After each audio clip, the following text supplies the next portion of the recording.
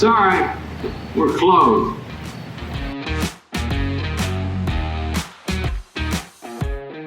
Ladies and gentlemen, boys and girls, welcome back. Episode 52 of Sorry We're Closed. And I have once again another Twitter friend, a recent Twitter friend. However, not knowing each other, we actually go back quite a bit here to at least 2012. I'm sure you didn't cover me in 2009 when I was a 28th rounder, but in 2012, I brought on Johnathan Mayo. You cover the minor leagues and the draft, right? First year player draft. John? Yeah, and minor league prospects too. Minor league, so you do the whole thing. Yeah. Do the whole thing. So listen, I just can't believe it took 52 episodes for you to have me on. Come on. We've only been Twitter friends for one episode. That's fair. Fair enough. Okay. I also did not know. All right, fine. Yeah, you got to give me credit here. I did not know that you were a Jersey guy. If I knew you were a Jersey guy, you would have been episode number 1. I am a Jersey guy, born and raised in Verona, New Jersey. Lived in New Jersey my entire childhood. I haven't lived there since really, but you can take the boy out of Jersey, but you can't take the Jersey out of the boy. That's true. Have you ever been to Hoboken? Oh yeah. Did you do the bar scene there at all? I may have gone to a bar or two back in the day. I mean, 'cause I lived in New York City for a long time after I graduated college, and the sort of migration that so some people move into the city or go to Hoboken right away, but eventually they end up in Hoboken, Jersey City, places like that. So yeah, I've been to Hoboken a time or two. Well, I'm glad to hear that. One of the bars that I own in Hoboken was actually around. It was bought. I mean, it was started, I think, 2001, which was I was 10 years old at the time. But it's been around for, I feel like, forever. And I think before it was called like Finn McCool's or something like that. It's right off the PATH train, if you remember where that is in Hoboken, because I know you haven't been here in quite some time, but it's. I do. I remember the PATH train. I wouldn't be able to tell you, where I went, or because I probably was, meeting someone or following someone who knew where they were going, one of those deals. And it was so long ago, it was like pre-GPS. So I have no idea. Pre-GPS. Wow. I remember being in my. I'm old is what I'm saying. No, I get it. But I remember being in my mom's car, having to have those MapQuest directions. And then I even remember before that where I had to put a map down and follow the road. A map, an actual physical map. And in some ways, back then, that's when you learned how to get places. Now, with technology, you don't have to have any idea where you're going or learn where you're going. No, completely unnecessary. I remember when I would start going down to spring training, it would take me about, I would say about maybe a week of going to the place with my GPS where I'd feel comfortable enough to take the GPS off, because that's the only way I was actually going to learn how to get to the spring training complex from my apartment. Because otherwise you just follow directions. You never have to worry about it in any capacity, trying to figure out a way to get there. Yeah, no, I don't think I could get anywhere without it. And I think about now, and this will take us to pivot to talking about Monmouth, because I was in a summer program between my junior and senior year of high school at Monmouth, the governor's school. Okay.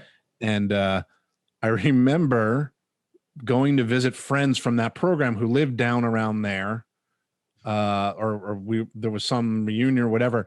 And I left and I forgot the directions, but I remembered how to get there. And that wouldn't happen now, because the previous time I had gone, I would have used GPS. So of course, yeah, you never forget. But anyway, let's start with that, Monmouth, because I have a bone to pick with you, as I typically do with all my guests that I bring on. And again, you put in we did this we did it on Twitter. We did it. We talked about my draft, what you had written about me in the 2012 draft. And you talked about a good fastball, and you talked about a slider that was slurvy. And I don't appreciate that, John. I could have moved up a little bit in a few more spots in the draft if you didn't say that. Yes, you're right. Your draft status was completely beholden to me misrepresenting your breaking ball. You know that every Major League Baseball GM is reading your articles and saying, all right, well, that's Slurvy. Let's get him out of there.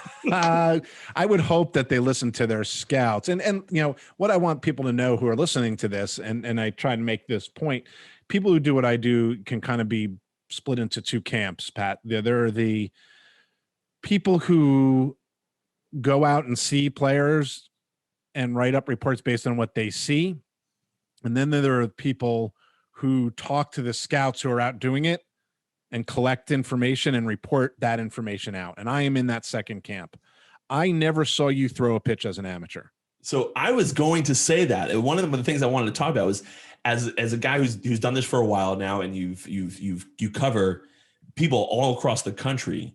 How do you know this many people? The only thing when I was sitting here thinking about was that you had to have developed many contacts over the years, many scouts, and that's how you're finding out these people. But how do the names even pop up to you? Like, how does a guy from Monmouth even go on your radar?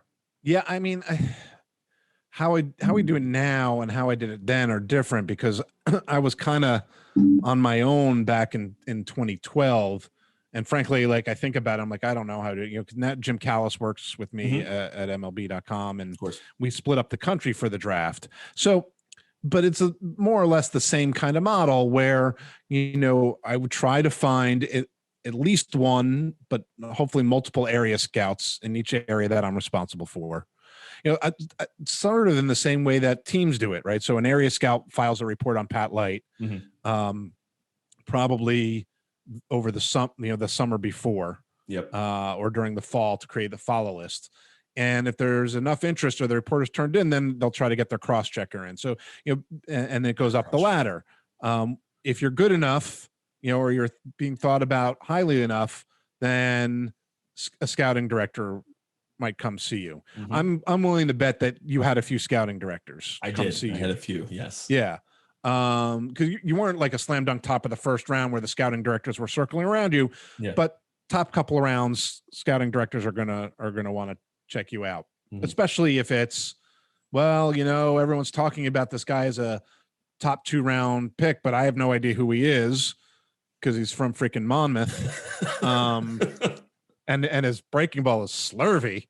I know. Johnathan said the breaking ball slurvy. I don't even know if I want to see this guy. So I'll put together a list of guys in a certain area, and actually it's funny, this year's draft coming up has a bunch of interesting guys in New Jersey. Really? Yeah. Including a big projectable lefty from my alma mater, Verona High School, and that's like never happened. So an area guy will say, yeah, I really think this guy is like for our top 100 list. Yeah, this guy's a top 3 rounder. Now, you have to keep in mind that an area scout doesn't see guys from other parts of the country. So they can't compare Pat Light at Monmouth to some guy at UC Santa Barbara, who might be about the same level, but they don't know. So then I'll go, maybe it's a regional cross checker, then a national guy, then a scouting director. And that's how we kind of try to put the order together. And it's such an imperfect science, of course, that, people get very passionate about, how guys are ranked or misranked or things like that. I'm like, we miss guys all the time. Even in the, the professional rankings that we do top 30 for every team. There are guys not in the top 30 who become really good big leaguers, and there are guys at the top of lists who never make it. That's just the nature of the beast. But that's, that's kind of how, we'll start with the area scouts. So like we just put out a draft top 100, in December. And I don't remember back in 2012, like whether I did one in December of 2011, but I'll start talking to area scouts, and that's where, your name would have come up, and then I'll start running that name, by those higher rungs up the scouting ladder to sort of see where you fit in a national landscape. That is so intriguing to find out, because as a guy who went through it, and someone who, like I told you pre-show, that I was hounding, all the players say they don't care. I'm not looking up my name. I'm not looking at you're a baseball player. You're trying to trying to get drafted in the Major League Baseball draft, of course you're going to look up your name almost every hour. It's just the kind of the nature of the beast, especially as a guy who's trying to do it his whole life. And I remember looking up, your stuff, Jim Callis' stuff. I remember looking up everyone that would write about anything to see if where my name was being talked about and what rounds they were being talked about. And I know we talked again pre-show. I was more of a second, third round look, and then eventually snuck my way into the first round by the Red Sox, or the supplemental first round, because they had gotten 2 picks from losing in Papelbon that year, and so they had 2 supplemental picks. But the thing that rings true with that stuff, especially when you talked about how guys don't, it's impossible almost to have the area scout from Jersey be able to compare and contrast me to a guy from UC Santa Barbara. And I remember my first year in instructional league with the Red Sox. I remember pitching, and guys, they apparently in the draft room, some of the guys over on the West Coast team for the Red Sox were fighting between me and some other guy, and they give each guy their chance to make a case. And I don't know if this is the area scout for Jersey still Ray for the Red Sox. Yeah. Right. Yeah. Okay. Yeah. So, he's got, it's not just New Jersey. He's got the whole Northeast, doesn't he? Yeah. Yeah. So I remember Ray, he was a very serious guy. I remember being intimidated by him when he came to come talk to me, but I remember apparently they were arguing back and forth trying to see who would win. And then they had come and watched me. Those scouts that were over on the West Coast had come and watched me in the instructional league and come up to me in the dugout and said, okay, yeah, you were the right pick. We get it now. But it's interesting how that whole dynamic works. It's like an area scout says you're good. Okay, let's go to the cross checker, and then let's go to the national guy, then the scouting director, and then every now and again you get a GM. I remember I had from when I was told by my agent or advisor at the time, I had Sherrington at one of my games against Central Connecticut. That's probably the first and last time Ben Sherrington was ever going to a game at Central Connecticut. No offense to Central Connecticut. Yeah, and it's funny because from my vantage point, when things like that happen, you'll hear a whisper, and fans need to know that they can't read too much into that. And it's different now. Like a general manager can see tons of video now, and it's a little bit different. But one of the things that people wouldn't realize is that a general manager sees a guy and they're not paying attention to the fact that it's like 10 minutes from their spring training home. Like, yes, exactly. they because they're baseball guys, they want to go see someone, especially if it's going to be a first or second round pick. That's fish in a barrel kind of thing. Like, don't read too much into the fact that general manager A went to see this guy play in Central Connecticut. Because it turns out that his mother lives nearby. There are reasons. Yeah. I don't know why Ben Sherrington happened to be there that day, other than the fact that he was one of those guys. He especially if a general manager came from having a background of scouting, then they're going to want to go and see more players than some other general managers might. Does Ben have that background? I think he does.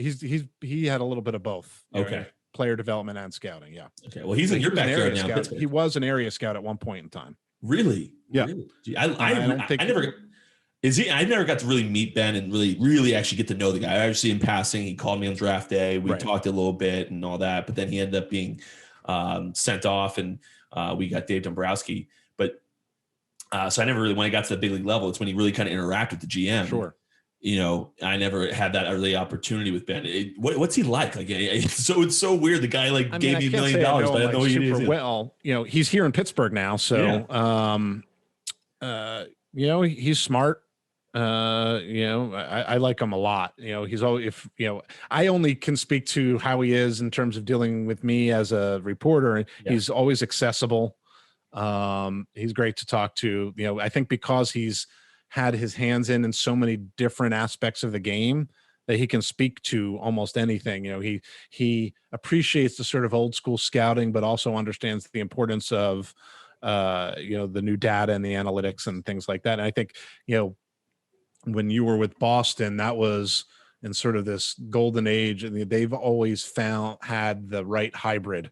And I think that came from Theo. Yep. understanding that the new analytics is incredibly important, but it can't be the only thing. Yeah. Just like the teams that for the longest time sort of held on to this, well, no, it's only about the scouting. It's, they all should be used as tools to evaluate a player, and it's still inexact, right? You don't know until they get out between the lines. And, listen, the arc of your career, you never know when injuries are going to happen. You don't know if opportunities are going to dry up. Like, there are so many different variables that you just can't account for that you never know. But the more you can bring in these different tools to evaluate, the more you're going to be able to mitigate the risk. Yeah, no doubt. And I think Ben's going to be phenomenal in Pittsburgh. That organization in particular is an organization that I played for. That organization, in my opinion, was run very poorly. And I don't know how it's being run now with Ben in there, but the organization beforehand was, if you were in the minor leagues, you were treated like a scrub. It was boot camp. They always call it the Pirate Way. And I was a Boris client, and the joke in Boris Corp was the Pirate Way to finish last in the NL Central every year. Like that, it was always like, what are you guys doing? It's not working. Why have you changed? But they always stuck to it. And I'm assuming with Ben going in there, that is going to change pretty rapidly. Yeah, I mean, this is one of these, Pittsburgh is one of these markets where there's not a lot of margin for error, mostly because there's a limit to the amount of money that's going to be spent on the big league product. Mm-hmm. And one of the positives, so I think what happens is, even if a management team comes in with good ideas, and Neil Huntington came in, really nice guy, but he had a lot of good ideas. I mean, he took a team that was in last place every year and got them to the playoffs 3 years in a row. Now, mm-hmm. They weren't able to go that far. And I think, there came a certain point in time where, a change was needed because the ideas get stale, mm-hmm. or they stop working. So people stop paying attention. And we don't need to break down, every mistake he made. There were some trades that didn't work. And because of that lack of margin for error, it's not when when the Red Sox or the Yankees, you make a mistake on a trade, you can cover it by spending in free agency. Mm-hmm. But those teams have also understood the need to rebuild farm systems and make sure that that's as strong as possible. Again, something that Theo Epstein and his disciples have done well. But when Neil was here, and I'm not even going to sort of touch how they operated the minor leagues, because I touch it all the time because I hated it. Yeah, no. And I've heard some negative things.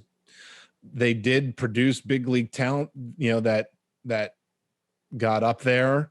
One thing that they did that didn't exist beforehand is that there wasn't a unified approach. So which happened all the time in previous generations, and I think has changed in player development. But, it used to be you could go from, high A to double A and get an entirely different philosophy on how to do things. One thing the Pirates did is that they had a blueprint of how it was done. Now, maybe it was too rigid.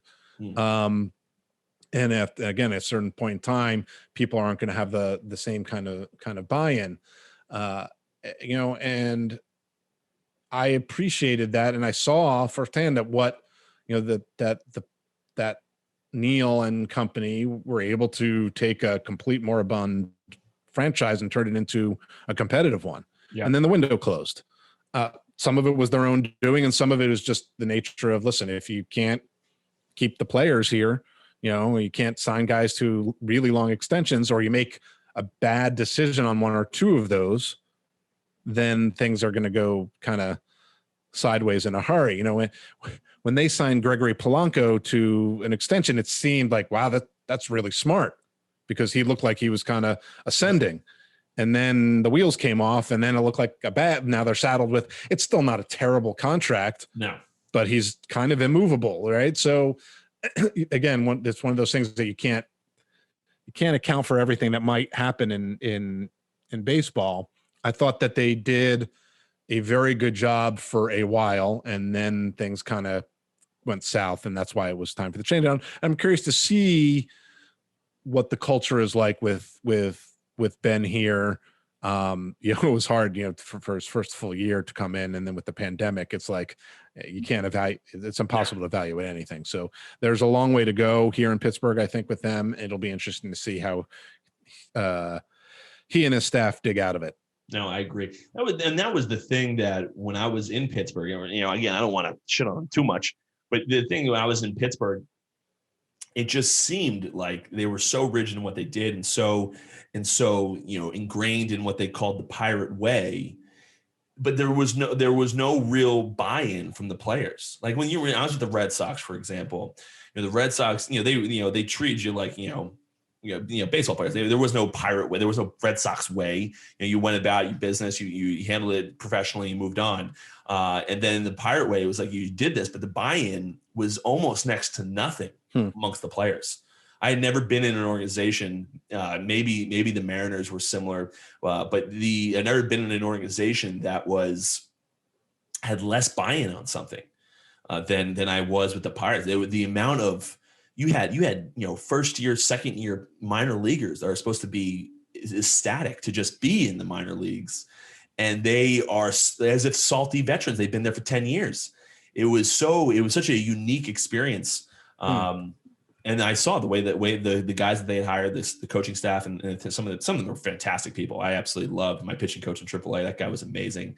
My manager in AAA was amazing. But some of the coaching staff, it was just a weird dynamic. But I'm very happy to see Ben over there. I thought it was a phenomenal hire for them because he doesn't get a lot of credit for what he did in Boston. And people forget that a lot of the moves that Dombrowski were able to make a World Series team was a lot of Ben Sherrington's minor league drafts that he was able to kind of. Yeah, oh no, without question. Yeah, and I'm looking at the timing. You came to Pittsburgh at the end of the sort of that Huntington run. Yes. So now I understand the timing, and yeah, I mean I think one of the things with Sherrington is that.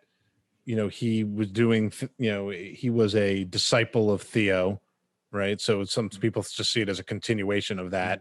And that's what Dave Dombrowski does, by the way. Of course. And I'm without any real judgment because he's had success.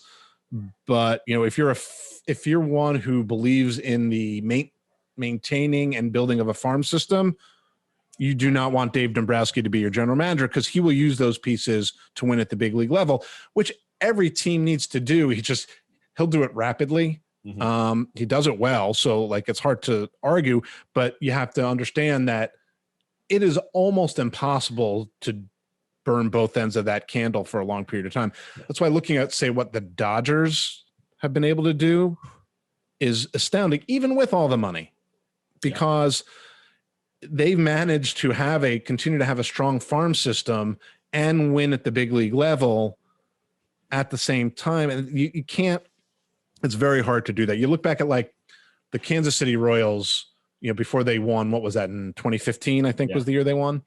I think it was around 2011. They had the best farm system in baseball, tons of top 100 guys, all these pitching prospects. And then they went for it and they won. And if you talk to people in their front office, they'll say, we knew that we were going to hit a point where our big league team was not going to be good again, because in Kansas City, they can't keep it going. They can't extend the winning. Yes. Now, even in the big market, these bigger market or larger revenue teams, the ability to do both, even when you can spend money, comes to an end. Eventually your farm system thins out. Yeah. The Chicago Cubs, that's what's happened. And they kept it going for a while. Maybe, I think fans' expectations of how long you can keep it going is a little unfair. People are very upset with this Yu Darvish trade. And listen, you could get upset about who they got back and who they didn't get back, and the value of Yu Darvish can be debated, I think. But the fact of the matter is it's hard to keep to do both, and regardless of how much money you have to spend. I think honestly, if you have enough money to spend, you're only really getting, in my opinion, another 2 years, maybe an extension of winning than a team like the Royals might get. Like the Red Sox might do that. But eventually, just like you look at this Dodgers team with how much money they've spent, you still got a lot of young guys there, and they're going to start commanding huge contracts. And eventually this team will get split up because there's just no way they're going to spend that kind of money to keep that Right. big of a team alive. It just won't happen. And again, Dave Dombrowski, no hate to him at all. That guy, you know what you're getting out of him. He's going to bleed your farm system. He's going to bleed extremely quickly, but there's a good chance you win a World Series with him. Well, I'm curious to see what happens in Philadelphia with him, because how's their farm system? It's not great. You know, there's some interesting pieces. It's not, I don't remember where we had them in our ranking, but you know, it's, I would say middle of the road. There are some very interesting pieces, but it's not super deep. You know, so I think they're going to have to do some building before he uses those pieces. Now, that doesn't mean you can't use the pieces. Their farm system, you know, they went through like the full on rebuild. Yeah. You go back to like when they were good with Jimmy Rollins and Ryan Howard, they held on to those guys for a little bit too long. So they couldn't get they didn't really replenish the farm system. They had, you know, these homegrown guys. So they were able to rebuild some. You know, they had the #1 overall pick and they took Mickey Moniak, and, you know, that's looking like, you know, even if he turns into a decent big leaguer, not going to be the kind of player that you expect from a number one pick. And I love Mickey. Like, I hope he makes it. You know, but they used some pieces to get JT Realmuto, you know, and, you know, cause they thought they had a window to try to win, you know, so they traded away some of their, you know, their best pitching prospect for that. A couple guys made it up to the big leagues this last year who aren't super established. So yeah, they have some guys and who are moving up to the upper levels, but it's not like super deep. So there are some pieces he could trade. But I'm curious to see where he thinks they are in terms of how close they are to being able to compete. And then it's, you know, it's an interesting combination there because he's the president of baseball operations, and Sam Fuld was just named general manager. So it'll be curious to see, you know, in terms of those decisions, what Dave's responsibility is and what Sam's role is as a guy who's incredibly smart. And I think everyone thought would be in that chair eventually. Mm-hmm. Just maybe not right then, and what it means to have a Dave Dombrowski kind of figure. It may be a really good thing because he's learning from a guy who is like the dean of general managers in many ways. Yeah, it was. I can speak a little bit to the Dave role, because it was Dave Dombrowski as the president of baseball ops in Boston when I was in the big leagues, and it was Mike Hazen, who's now the GM over in Arizona. Is he still the GM in Arizona? He is. Phenomenal guy, by the way. But yeah, Dave Dombrowski and Mike Hazen. And it just like Mike Hazen was a general manager, but he almost viewed him as like a farm director, because it just didn't seem like, I mean, Mike was the one who called me to say I got traded, but still it was just like everyone knew it was Dave pulling the strings. Like Dave was the one doing all this stuff. So it's it's like a weird title. Well, it is. And like, it's happening more and more, right? Like the guys who you thought of as the traditional GMs are bumped into that higher level, and maybe they have more of a 30,000 foot bird's eye view, or maybe they're dealing only with major league personnel, and then the general manager is dealing with it depends on where you are, you know, but more and more, I think organizations are kind of bringing together dream teams of guys who have, you know, been in the game for a long time. You know, you look in Arizona and you've got Mike Hazen as the general manager. There isn't that director, and he may be a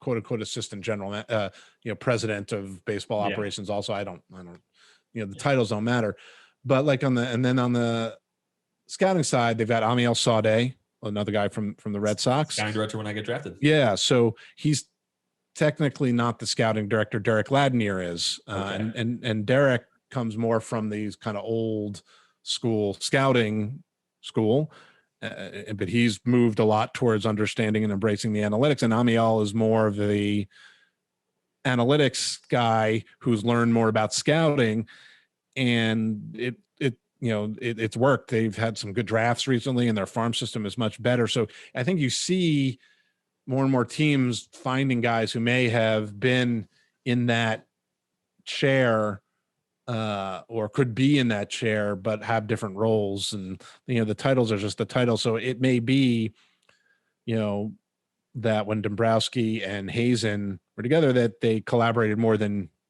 anyone thought. Even if it was Dombrowski who was really, making the ultimate decision, just like in Philadelphia, like we'll have to see what that sort of hierarchy looks like once they start making decisions. Yeah, I'm really curious about the Dave Dombrowski stuff because I did not see him leave. I know he was trying to push for a team in Nashville with a group. And it didn't seem. I remember being on Twitter when the whole thing happened, and I remember it not seeming like this is a typical Dave Dombrowski area to be in. I don't know what it didn't match up to me what was going on there. So I was confused. I'm curious to see how it all plays out because I thought I've heard the same rumors about Theo. They kind of want to be in an ownership group now. They don't really want to be in the GM or baseball ops role anymore. Right. Yeah. When Theo left, I think everyone was like, what's left? What's left in terms of a challenge for him? Right? Yeah. He's still so young, and he took the two teams that had not won in forever. Seriously. And led them to World Series titles. Like, there's nothing really left on that end for him to do. Which is someone joking that he did that. What's that? It's crazy that he broke two biggest curses in baseball. They should just give him the plaque in Cooperstown now. Yes. But like, someone joked at one point, like, well, maybe he should try football. I'm like, you know what? Why not? Why not? Might as well with that guy. The last question I have for you, John, and I'll let you go. I know you're a busy man. I got to interact with you on Twitter during the day today. But the last question I have, and this is for my listeners who majority of them are from Boston or in the Boston area, huge Sox fans. You know how diehard the Sox fans are with their baseball. And we got Bloom in there now as a Rays guy coming in. He's, to my view, from an outsider perspective, if I was a still baseball player, I would assume that he's going to try to build the farm system more, kind of a Ben Sherrington, Theo Epstein approach. We're not, although we still have a solid big league team if we can stay healthy. I don't anticipate us going maybe next year in free agency or the year after, but we're obviously not signing anything huge this year, not in my view. But how's our farm system look? I don't do well at keeping up with the farm systems, and I'm very curious where Boston is right now. It's not good. I mean, it's not. What's great news, John? I mean, you don't want me to lie, do you? No, sugarcoat it a little bit. Who do we have? Is anyone good? Yeah, so I don't do the Red Sox top 30. Okay. So I'm gonna go real quick because I mean, so I think people got a taste of Bobby Dahlbeck. Yep. I think he's gonna be good, but maybe he's a first baseman. They've got a few of those guys. It's improved a little bit at the top. Just in some of the trades. Jeter Downs is really interesting. Tristan Casas, I think, has a chance to be really good. I think Dahlbeck is solid. Then Brian Mata is number 4, and then there's a huge, after that it's a drop off. It's a drop off, and it's not particularly deep. The Jay Groom, the guy they drafted out of New Jersey, has been hurt. I would love for him to stay. I did a bunch of stories on him his draft year. I would love for him to stay healthy. Just then, at least you get a sense, like, well, is he anything? So it's not great. And I think Chaim will come in and yes, help rebuild the farm system. I think that's some of what he was trying to do. He's super smart. I think it could be something similar. If everything works, it's sort of like when Andrew Friedman left the Rays to go to the Dodgers. So you're taking that mindset of creativity, of kind of thinking outside the box, of really understanding personnel and doing a really great job of evaluating and having a lot more financial resources to do those things. Yeah. And it's not like Andrew Friedman went to Los Angeles. And again, that's another situation where he's now like, he's the president of baseball operations and they have other people, and did exactly the same thing, just with more money. Mm-hmm. But it's taking that mindset and then opening a lot more doors. So it'll be interesting to see, as things unfold and eventually the baseball world gets back to normal in terms of spending money and personnel change. Like, I think no one really knows what the long-term ramifications of the pandemic are going to be for any given team. And every owner is going to make their own decision in terms of like, no, you can't spend that money, or yes, go ahead and do, the Red Sox, I think, are smart, and they know that if the big league team is good, then the team will be financially successful once fans are allowed in. So we'll have to kind of wait and see how that plays out. Yeah, I talked about it a little bit on my last episode with the where the Red Sox were, because I see a lot of people on Twitter that talk to me about, the owners are colluding to drop player prices, all the conspiracy theories and all that stuff. And I was like, I don't think that's happening, guys. And I actually think the Red Sox are in a really good place, if for no other reason that we just had a pandemic year where we got a guy in there who's brilliant as a GM and being able to build that farm system, and then you have on top of it, we are so far away from competing with the Padres or the Dodgers, let alone even in our own division with the Yankees. Why? What are we going to do? We're going to add a piece or two. That's not going to put us over the top. We're not close. So I thought we were in a very good position to kind of let 2020 or 2021 go. Let's compete a little bit better than we did last year. That was miserable to watch. I don't know if you watched any Red Sox games, but if you didn't, you won that battle. That was brutal. Yeah. So I think it's interesting because you said there are still some good players at the big league level. I think the Red Sox, without doing anything, could have a turnaround season just based if people return to what you think they should do. And it's over the course of a regular season, and then you start making the decision. Let's say there's a regular 162 game season, starts the regular time, and they're competing, and you start to get to July, then you could be creative and bring in those pieces. But until that time, I think if you're the Red Sox, you just throw away 2020. It's sort of a mulligan. You say thank you for the early draft pick, but I think they have the ability to potentially turn it around. And then add big league pieces at the deadline if they're hanging around a playoff spot. No, I agree with that as well. I personally, if I was an owner, I wouldn't even depending on what the year we have right now, but I probably wouldn't even consider at this standpoint from even adding pieces at the deadline, because again, I think we're so far away from Dodgers and the Padres. You probably make some more revenue in the playoffs. It's a lot more probably. So it might make sense, especially for maybe a guy who's just coming, is going to go in 2 months at free agency. Well, and there are varying degrees of the kinds of moves you can make. Yeah. You don't have to do an all-in, splashy trade 7 prospects for some stud. We don't have 7 prospects apparently. Well, right. So that's part of it, but you can still be creative with what you have, and add, maybe it's just a bullpen piece, or maybe it's, there are things that can be done that can be useful that aren't huge deals that, get rid of what you have, what gains you've made in the farm system and things like that. And I fully trust that Chaim and his staff will know, how to do that. Yeah, no, I think we got a good guy at the elm there. And I think he's going to put us in a good spot, I think, moving forward. And again, I think people forget sometimes that we didn't have Eddie Rodriguez or Chris Sale last year. Right. Those are the number 1 and 2 pitchers on our team. And obviously, the product we put in the field last year was horrible, but I'm also a little bit softer on people because I remember being part of the product that was horrible. So you know what, Pat? Don't say you're softer on people. Say you're more slurvy on people. Okay. Too soon, Jeff. Too soon. I thought I'd just bring it full circle. Full circle. And then we'll end it there. Thank you, John. I appreciate you coming on the show, man. I promise you we'll be doing this again because baseball season is a coming. And, I got to talk some more baseball in my life. I need it because last year just didn't suffice for me. No, I don't think it sufficed for any real baseball fans out there. I'm with you. I'm with you. I appreciate you coming on, man. And I will see you in the Twitterverse, guys. Thanks for joining on episode 52 here with Johnathan Mayo. Subscribe over at all the podcasts and go on the social medias, all that good stuff. Until next time, guys, have a great day. Thank you so much for listening to the Sorry We're Closed podcast. Go subscribe to our email chain over at thepatlight.com and follow us on all social media. Until next time, guys, I'll see you at the bar.